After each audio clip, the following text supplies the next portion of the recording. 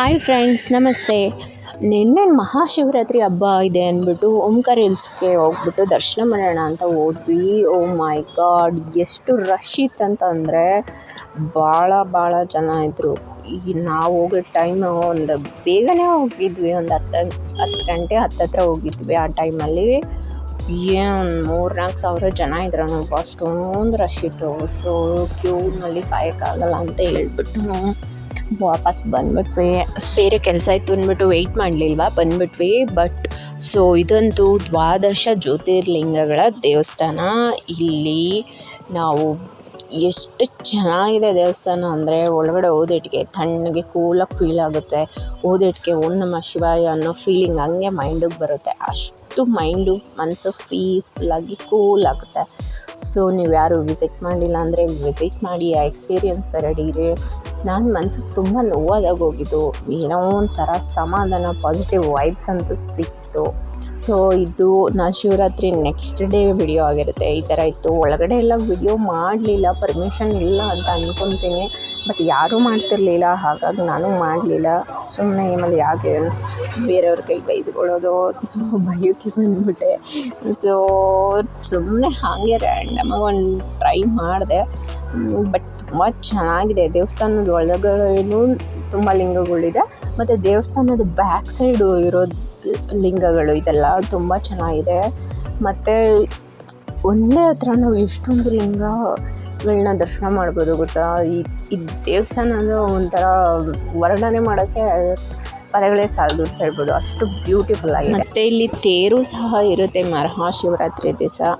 But ನಮ್ಗೆ ಅದು ನೋಡೋಕ್ಕೆ ಸಿಕ್ಕಲಿಲ್ಲ, ಅನ್ಲಕ್ಕಿ. ಏನೂ ಮಾಡೋಕ್ಕಾಗಲ್ಲ.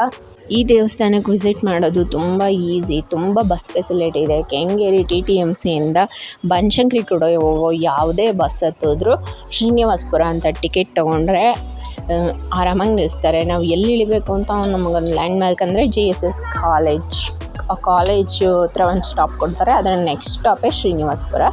ಅಲ್ಲಿ ಇಳಿದುಕೊಂಡ್ರೆ ಆರಾಮಾಗಿ ಗೇಟ್ ಹತ್ರನೇ ನಿಲ್ಲಿಸ್ತಾರೆ. ನಡ್ಕೊಂಡು ಹೋಗ್ಬೋದು.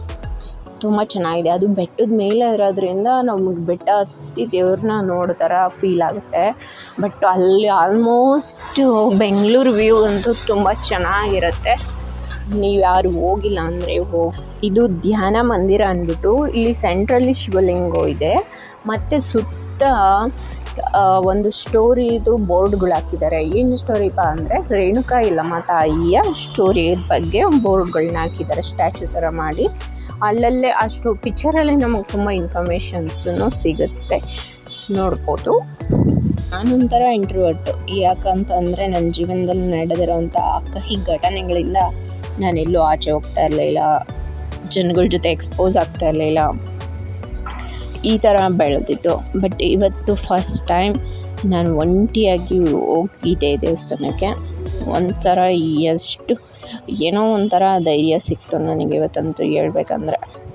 ನಾನು ಎಲ್ಲೋಕ್ಕೂ ತುಂಬ ಹೆದರ್ಕೊತಾ ಇದ್ದೆ. ಬಟ್ ಈ ದೇವಸ್ಥಾನಕ್ಕೆ ಹೋದ್ಮೇಲೆ ಒಂಥರ ನಿಜಕ್ಕೂ ಸಮಾಧಾನ ಸಿಕ್ತು. ನಂತರ ಎಷ್ಟೋ ಹೆಣ್ಮಕ್ಳು ಇರ್ತೀರ, ನಿಜಕ್ಕೂ ಯಾರಿಗೂ ಎದುರಿಲ್ಲ ದೇವಸ್ಥಾನಕ್ಕೆ ಹೋಗೋದ್ರಿಂದ ನಮ್ಮ ಮನ್ಸಿಗೆ ತುಂಬ ಸಮಾಧಾನ ಸಿಗುತ್ತೆ. ಹೆಣ್ಮಕ್ಳಿಗಂತೂ ಎಕ್ಸ್ಪೆಷಲಿ ಮನಸ್ಸಿಗೆ ಸಮಾಧಾನ ಅನ್ನೋದು ಬೇಕೇ ಬೇಕು. ಇಲ್ಲಾಂದರೆ ಅದ್ರ ಪರಿಣಾಮಗಳು ಬೇರೆ ಥರನೇ ಆಗ್ತಾ ಇರ್ತವೆ. ದೇವಸ್ಥಾನದ ಒಳಗಡೆ 12 ಲಿಂಗಗಳ ದರ್ಶನ ಆದಮೇಲೆ ದೇವಸ್ಥಾನದ ಹಿಂಭಾಗನೂ ಲಿಂಗಗಳಿದೆ. ಅಲ್ಲೂ ದರ್ಶನ ಆದಮೇಲೆ ಮತ್ತೆ ಸ್ವಲ್ಪ ಲೆಫ್ಟ್ ಸೈಡಲ್ಲಿ ಒಂದು ಧ್ಯಾನ ಮಂದಿರ ಅಂತ ಅಲ್ಲೂ ಇದೆ. ಮತ್ತು ಅದಾದಮೇಲೆ ಸ್ವಲ್ಪ ಧ್ಯಾನ ಮಂದಿರದಿಂದ ನಾವು ಸ್ವಲ್ಪ ಮೇಲೆ ಹತ್ತಿದ್ರೆ ಬೆಟ್ಟ ಅಂದರೆ ಮೆಟ್ಲಿದೆ, ಸ್ಟೆಪ್ಸ್ ಇದೆ. ಅದನ್ನು ಹತ್ತಿದ್ರೆ ಅಲ್ಲಿ ಎಲ್ಲ ಧರ್ಮದ ಸ್ಟ್ಯಾಚುಗಳ್ನೂ ಸಹ ಇಟ್ಟಿದ್ದಾರೆ. ಒಂದು ಆಲದ ಮರ ಇದೆ, ಅದ್ರ ಸುತ್ತಲೂ ಸ್ಟ್ಯಾಚುಗಳನ್ನ ಇಟ್ಟಿದ್ದಾರೆ. ಮತ್ತು ಅಲ್ಲೂ ಮತ್ಸ್ಯನಾರಾಯಣ ಸ್ವಾಮಿ ದೇವಸ್ಥಾನವೂ ಇದೆ. ನನಗೆ ಕಂಪ್ಲೀಟಾಗಿ ಎಲ್ಲ ಕ್ಯಾಚ್ ಮಾಡಿಲ್ಲ ವಿಡಿಯೋದಲ್ಲಿ, ಕಾರಣ ಇಷ್ಟೇ, ನಾನು ಫಸ್ಟ್ ಟೈಮ್ ವಿಡಿಯೋಸ್ ಎಲ್ಲ ಮಾಡ್ಕೋತಾ ಇರೋದು. ಯಾರಾದರೂ ಬೈದ್ಬಿಟ್ರೆ ಅನ್ನೋ ಭಯ. ಸೊ ಅಷ್ಟಕ್ಕೆ ವಿಡಿಯೋಸ್ ಅಷ್ಟಾಗಿ ಮಾಡ್ಕೊಂಡಿಲ್ಲ. ಬಟ್ ಅದು ಏನಂತಂದರೆ ಆ ಸಿಟಿ ಮಧ್ಯ ಇದ್ರೂ ಸಿಟಿ ಸುತ್ತ ಬೆಂಗಳೂರು ಸಿಟಿಲಿ ಸೆಂಟ್ರಲ್ ಇದ್ರೂ ನಮಗೆ ಸಿಟಿಲಿದೆ ಅನ್ನೋ ಥರ ಫೀಲ್ ಬರೋಲ್ಲ. ತುಂಬ ಪೀಸ್ಫುಲ್ಲಾಗಿದೆ ಗೊತ್ತಾ. ಮರಗಳಂತೆ, ಆ ನೇಚರು, ಸಿಟಿ ವ್ಯೂ ಎಲ್ಲ ತುಂಬ ಚೆನ್ನಾಗಿರುತ್ತೆ ನೋಡೋದಕ್ಕೆ. ಮಕ್ಕಳನ್ನು ಕರ್ಕೊಂಡೋಗಿ ತುಂಬ ಎಂಜಾಯ್ ಮಾಡ್ಬೋದು. ನಿಜಕ್ಕೂ ಚೆನ್ನಾಗಿದೆ. ಅಲ್ಲಿ ಕಬ್ಬಿನ ಹಾಲಂತೆ ಈ ಥರ ಚಿಕ್ಕ ಚಿಕ್ಕ ತಿಂಡಿಗಳು, ಸ್ನ್ಯಾಕ್ಸ್ಗಳೆಲ್ಲ ಸಿಗ್ತವೆ. ತಿಂತ ಒಂದು ಹಾಲಿಡೇ ಟ್ರಿಪ್ ಅಂತ ಎಂಜಾಯ್ ಮಾಡ್ಬೋದು. ಚೆನ್ನಾಗಿರುತ್ತೆ. ಮನುಷ್ಯನ ಜೀವನದಲ್ಲಿ ಕೋಟಿ ಇರಲಿ, ಲಕ್ಷ ಇರಲಿ ಅಥವಾ 10 ರೂಪಾಯೇ ಇರಲಿ, ಮನ್ಸಿಗೆ ಸಮಾಧಾನ, ನೆಮ್ಮದಿ ಅನ್ನೋದು ತುಂಬ ಇಂಪಾರ್ಟೆಂಟು. ಅದರೊಳಗೂ ಮನಸ್ಸಿಗೆ ಸಮಾಧಾನ, ನೆಮ್ಮದಿ ಇದೆಲ್ಲ ಕಳ್ಕೊಳ್ಳೋದು ಅಂದರೆ ಈ ಹೆಣ್ಮಕ್ಳೇ. ಯಾಕಂದರೆ ಹಣೆ ಬರನೇ ಹಂಗಿರುತ್ತೋ ಏನೋಪ್ಪ ಗೊತ್ತಿಲ್ಲ. ಎಲ್ಲನೂ ನಿಭಾಯಿಸೋದು ಹೆಣ್ಮಕ್ಳೇ. ಅದರಿಂದ ಹೆವಿ ಪ್ರೆಷರ್ ಅವ್ರಿಗೆ ಇರುತ್ತೆ. ಗಂಡು ಮಕ್ಕಳು ಆ ಪ್ರೆಷರ್ನ ತೊಗೊಳ್ಳಲ್ಲ. ಯಾಕಂದರೆ A to Z ಪ್ರೆಷರು ಅವ್ರು ತೊಗೊಂಡು ನಿಭಾಯಿಸೋಕ್ಕೂ ಆಗಲ್ಲ.